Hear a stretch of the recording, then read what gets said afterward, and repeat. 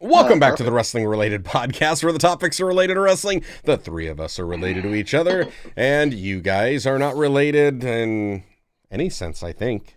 Maybe some of you are. They might be related to each other. It's possible. Could be.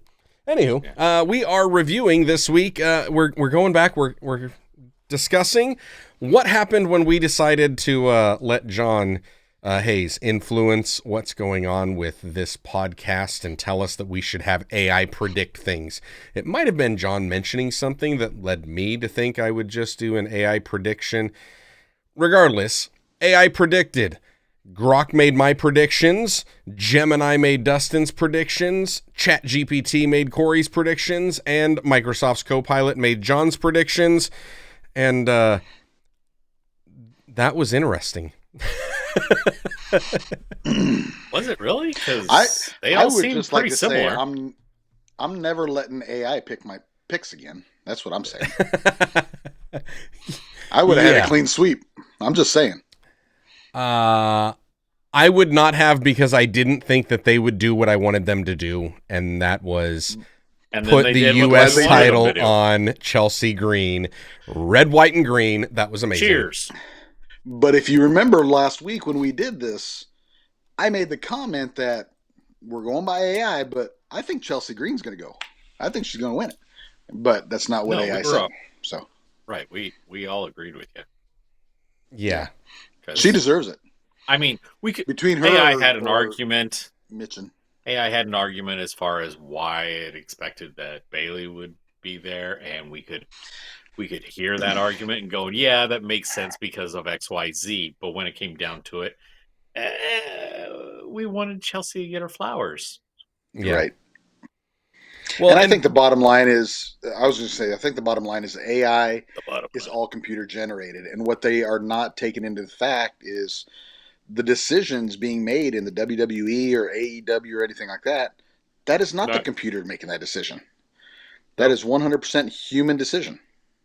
Yep. So, yeah, it was interesting to see how it came down on the predictions. Honestly, Grok, with my predictions, like, it did a pretty good job. The only one that, because I'm looking through, it said Drew McIntyre. I would have picked Drew McIntyre. Liv Morgan, Io Sky. I actually would have picked what Grok said, and I would have picked Io Sky. I would not have picked Liv Morgan. I would have picked Liv. I wouldn't have, so it did what I would have done. Obviously, I would have picked Gunther. I would have picked Cody. I wouldn't have picked Meechin to get that. I would have picked Tiffany Stratton, but Grok said Meechin was going to go into the finals. And it said, for Grok, it said Bailey and Meechin. Now, based on those two, I would have picked Bailey, which is what it said. And I probably would have picked Bailey over Chelsea Green, because I couldn't see that happening. Not that I'm upset about it. So Grok, I was surprised. It was pretty close to what I would have picked, maybe one off. That I was surprised with for you guys, I mean, it did pick Tiffany Stratton for both Gemini and for ChatGPT. It picked Bailey and Tiffany Stratton, which is probably what I would have went with, and yet it was wrong on both of those. Right. But I mean, yeah, the only one, actually, I'm looking at this for you, Dustin, because you would have picked Chelsea, right? Yep. And you would have picked Tiffany. Yes. So you would have been wrong on the Tiffany versus Meechin. I would have been wrong on the Tiffany. But you would have been right on Io Sky versus Liv Morgan. Correct. And then you would have been right on Chelsea Green. So, yeah, you would have been... I mean, it looks like there's only maybe two off on that. Still too much thinking. Yeah. Just let me pick next time. Yeah. It was interesting. Here's the worst part about this. As we're starting this out and we're doing Friday night, because we predicted these before they even had the finals of the Women's U.S. tournament. And I'm looking at this, and all of a sudden, like, Chelsea and Meechin win, and that's what John Hayes, co-pilot, predicted to be the losers, which actually won. It was just like, yeah. So I'm sitting here watching SmackDown, and Mishin wins, and I'm like, "What the?" And I'm like, out of there. I'm like, that just ruined the whole match. yeah. I was like, Chelsea's winning. This is. Yeah. I wish we'd have picked it. Right. But can I just say, if whether it was Michin or whether it was Chelsea, both of those ladies are some of the hardest working wrestlers that are some of the most underrated wrestlers. I mean, Chelsea speaks for herself, okay? Right. Nobody has to say anything and argue Chelsea. She doesn't have to, because other people say it for her. Correct. But you got Michin, okay? We need you to join this group of masked people. And she's like, okay. Yeah. Now we need a lady go over there. in AJ Styles. Okay. Now we need a hardcore lady. Okay. Now we need somebody to job for this person. Okay. Right. She's put me in, coach. And she's a good wrestler. She's a really good wrestler. Yeah. But anyway. That match, there were parts of that match that seemed rushed. Yeah. But likely because they were trying to cram a pay-per-view into TV time. Right. And navigate around commercial breaks. And I guarantee that whoever was on the mic directing the traffic was a little bit more on point than they normally would. So, speaking of TV time and a pay-per-view versus Saturday night's main event, what did you guys think of Saturday night's main event returning and the whole atmosphere of it? Did it have the Saturday night's main event feel to you? Yes. Had a lot of nostalgia. Yes. A lot of nostalgia. Yeah, it took me back to childhood. The entrance, the narrow walkway, the red, white, and blue ropes, Jesse on commentary. With the boa. With Little Nate in a bow tie. The referees and the bow ties. Just the entire show, the look, the feel of it. It was very retro. It was very well done. Hats off to Triple H and the crew. That was amazing. It had all the feels of it. And the fact that we got that for free, like, right. Although, I mean, granted, it's like PLEs. You basically get them for free anyways. As far as the feel, I got old school feels, vibes off of it. The show itself, I felt was very, very tailored to bringing in more audience. So anybody that had stepped away for a little while and come back to look, they could jump in a little bit more because of the nostalgia and then get wrapped up in the storylines. It really didn't just carry over a storyline from here past it. It was like, we have an ending to this, we have a beginning to that, we have a finale here, we end on a high note, but then for the people that are really watching, then we got a little something that happened after they turned off the cameras. What was going on? What's happening next? They had a lot of stuff, hit you in all the feels, lots of variety in matches. I thought it was really well done. So my favorite part about the whole thing was the fact that they did all the talkie before Saturday night's main event started. It was on Monday Night Raw. It was on SmackDown. That was all done. Yep. There was a lot Saturday more night's wrestling. Main event, it's main event time. Yeah. It's no longer time for 30-minute promos. Not even a 10-minute promo. It's time to get to the action, and I loved it. Loved it. Yeah. Now I did see something or heard something that 54% of the show was advertising and filler. Well, I mean, that's WWE. But NBC.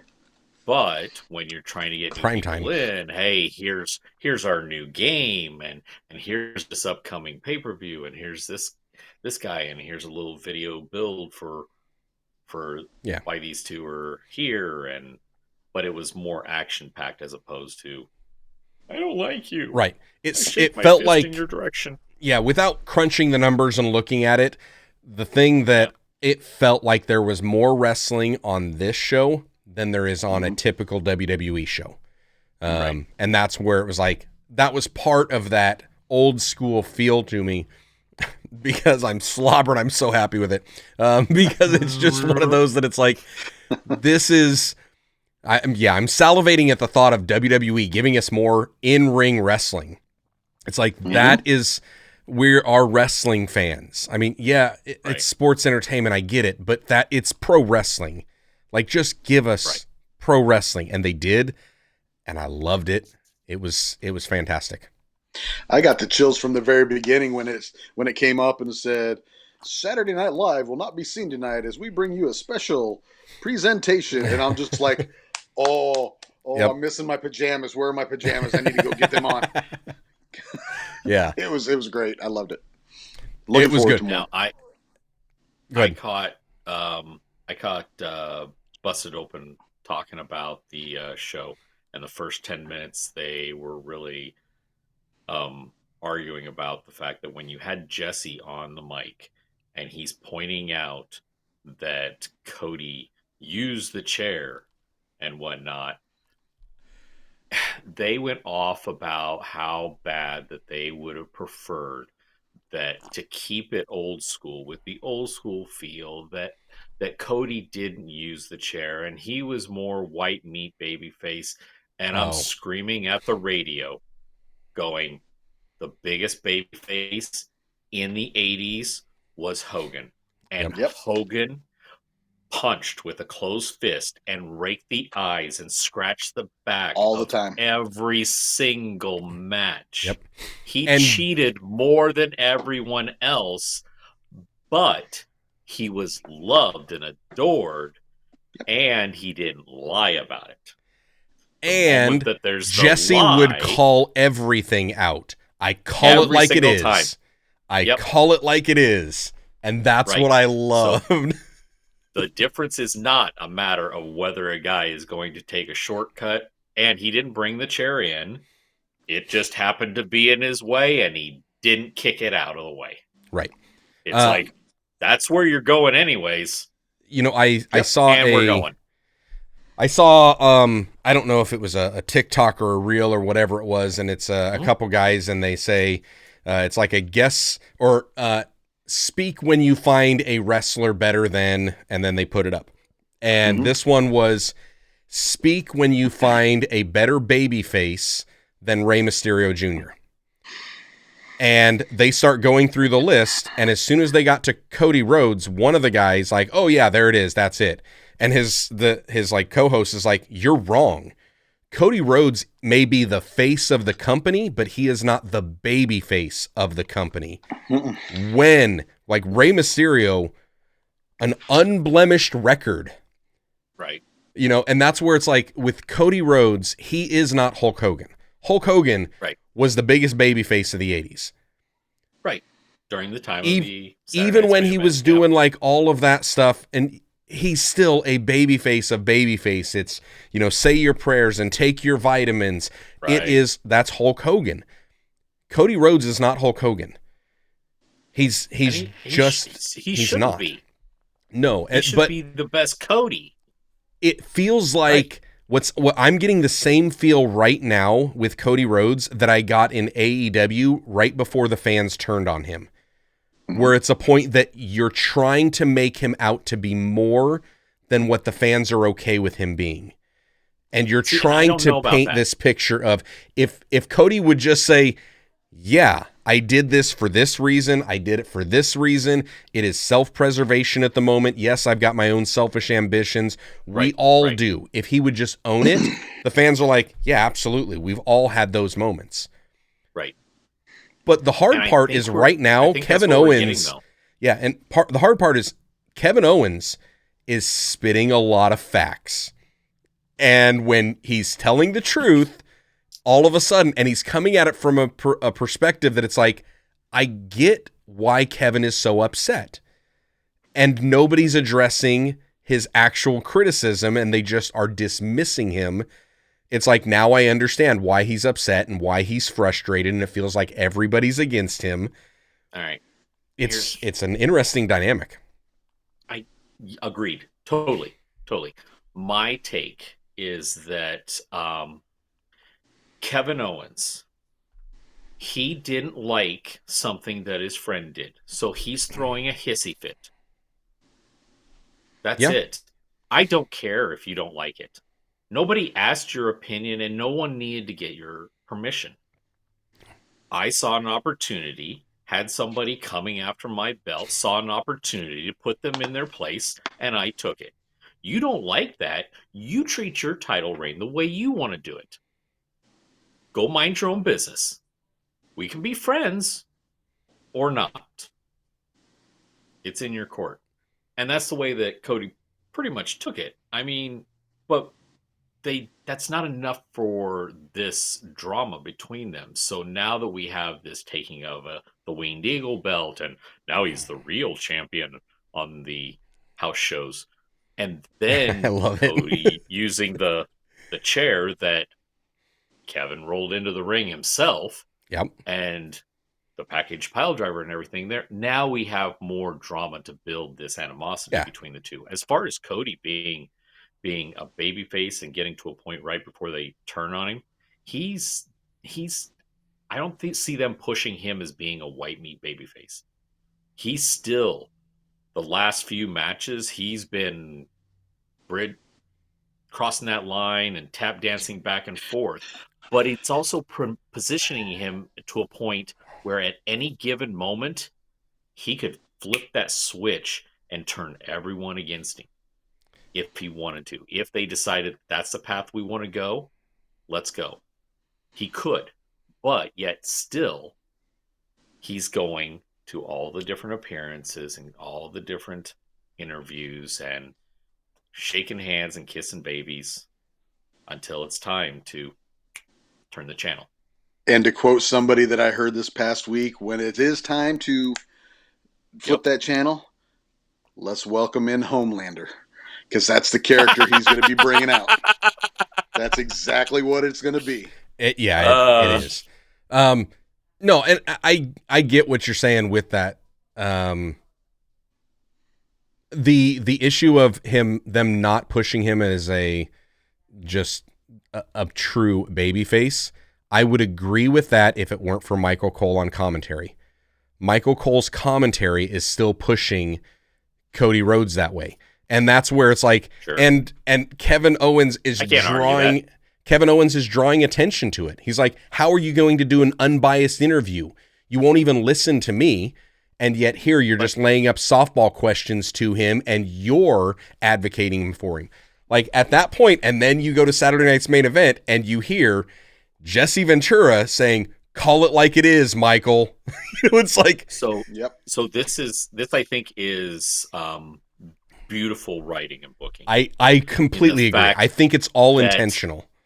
That they are not just, okay, you're the baby face, you're the heel. Yeah. No, they're like, we're going to have you a little bit more on this side and you a little more that side, but we're going to kind of go this way a little bit and not let people know where we're headed with it. They're doing I like it. A depth of character that we haven't seen layers in a long time. And it's not just with these two. I mean, look at what's going on with CM Punk, Seth Rollins, Drew McIntyre, and Sami Zayn, and all the layers of that. And it's just like, we were discussing it over the summer about all the different layers that they have between the Rhea, Liv, and Dom angle. We had. This guy can't get a word out of his mouth, and he's getting booed like crazy, but he's standing next to somebody that can't stop being cheered. And then, meanwhile, you kind of love to hate this other chick that's just getting her nose in the middle of it, and it's like, And speaking of the crowd drowning out Dom, can we just give a round of applause for Liv Morgan with a megaphone? She's just like. The return of Jimmy. Like, you pull out the megaphone. Now how are you going to silence me? It was hilarious. I loved that. Yeah. It was good. So good. I enjoyed the whole thing. I thought it was great. I'm looking forward to more Saturday night's main events to come. Yep. They got another one in January, right? Yeah. Mm-hmm. I mean, I don't know exactly when the date is, but yeah, it's coming up. Sometime in January. I'm looking forward to it. It seems like this is an exciting time to be a wrestling fan. Yeah. There's a lot of really exciting things going on. The return of Saturday night's main event is awesome. One of these episodes, we got to talk about just like wrestling and maybe the streaming wars that might be coming too. Ooh, because when you get WWE going to Netflix and then it just drops with Warner Brothers confirming everything from AEW will be streaming live on Max. Everything will be streaming live. Pay-per-views will be an additional charge. They don't know what it's going to be, but it'll be at a discounted rate for subscribers. But their entire library. Huh? Is Netflix doing that with the Fed? I don't think so. I think Netflix, all of it was supposed to be wrapped in. I think there's still going to be PLEs. I hope so. And we haven't heard from, like, I just saw a tweet go out by AEW on TNT, and they were saying, yes, just to confirm, it'll be simulcasting. What's on TBS will also be live on TBS and live on Max. What's live on TNT will be live on Max. And it'll be live and on demand immediately following. So does that mean back when we used to be able to VPN it and we had no commercials because we're on Max and they're working through the commercials? That I don't know. Are the commercials gone? That I don't know. I hope so. I don't know if they're doing that, but they did mention simulcast, so it could be the exact same. I don't know. No commercials. No commercials. Yeah, but they did say, and yes, on launch, and I think this is supposed to be like January 1, that it goes live, and they said the entire first year of AEW, all the pay-per-views and every episode of Dynamite going back to 2019 will be available on Max day one. And then they're going to start rolling out everything else. And they said the rolling out is not going to be a rolling off. It's not like we're going to have it for a little bit and then we're taking it away. It's just giving us time to bring everything out. Ramping it up. So they said it was going to be all of 2019 and select episodes of Dynamite, Rampage, and Collision from 2024, like day one that are there. And then they're going to slowly be rolling everything else out. And sometime in 2025, they didn't say when, pay-per-views are going to be available on Max at a discounted rate for Max subscribers. So, and then the rumor has it that Dynamite's going to 3 hours. Oh, I hadn't heard that one. I just saw that last night. Yep. That will take me back. That will take me back to Monday Night Nitro. Like, Nitro was only 2. It felt like 3 because we had nonstop wrestling action. First hour. Yeah, that's because you watched the first hour of Nitro. You'll watch 2 hours of Raw, then you watch the second hour of Nitro on the replay. Yes, up until those 83 weeks hit, and then I would wait until 11 o'clock and then watch Raw because I didn't want to miss any of Nitro. And when you're watching all that in college, woof. Yep, no sleep. That was all right. So yeah, exciting time to be a wrestling fan. AI, you did a pretty decent job. Yeah, mediocre. I mean, well, here's why I'm saying AI did a decent job. We had 1, 2, 3, 4, 5 matches, but there was 6, 7 on the previous night, and of that, we all hit right around the 50%. I got 4, you two got 3, John got 2. And if I look back at the last WWE that was similar, probably would have been Crown Jewel because there was 1, 2, 3, 4, 5, 6, 7 there. I got 4, Dustin got 2, Corey got 3. So it sounds like he's a little prideful saying that he got 4 on both of those, and he still retains. Yeah, I don't know how he's doing the math. I think he's taken the night before just so that he can pad that number. Well, that would only be 1 extra for me. Yeah. Right. Win's a win. Doesn't matter if it's 1. This win doesn't count anyways. The only win that's going to count is next week when we come back to the episode and we make our final pay-per-view prediction of the year for AEW World's End. So that's all we got for you guys. Let us know what your thoughts were of AI predicting. Don't expect us to do it in the future. And we'll catch you in the next one. Peace.